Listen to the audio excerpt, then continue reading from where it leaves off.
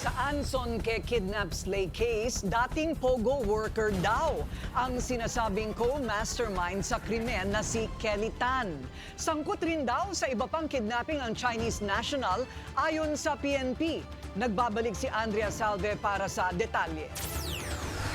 Dating konektado sa Philippine Offshore Gaming Operator o POGO si Gong Wanli, isa sa primary suspect sa pagdukot at pagpaslang kay Philchay bilyonaryo Anson Ke. Naaresto siya sa isang resort sa Boracay noong Sabado, November 2018 nang dumating siya sa Pilipinas. Tumira sa isang dormitory sa multinational village sa Parañaque City nang pumasok bilang empleyado ng POGO. July 2022 naman nang makasuhan sa Angeles City, Pampanga nang masangkot din sa pagkidnap sa isa pang Chinese national. Hindi binigay ng PNP ang detalye pero sinasabing na-dismiss ang kaso. Si Gong Wanli na mas kilala sa alias na Kelly Tan Lim ang ginamit umano ni David Tan Liao para mapapunta sa crime scene si Anson Ke. At yung pagpunta po mismo ni Anson Tan doon po sa Marta Street sa may Villacor Village is yun po ay between sa agreement po ni Kelly po at saka ni Anson Tan. So set po talaga ang ginamit po na bait.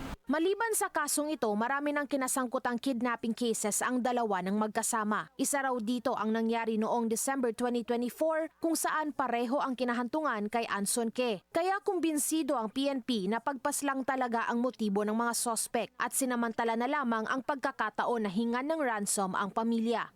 Kung meron pa bang mas malalim na dahilan ay yun po yung iniimbestigahan po natin. But for now, ang tinitignan po natin sa ngayon with respect po doon sa pangingidnap po ni Anson Tan ay si David Tan Liao po ang lahat ay tagtuturo na ebidensya papunta po sa kanyang direksyon po.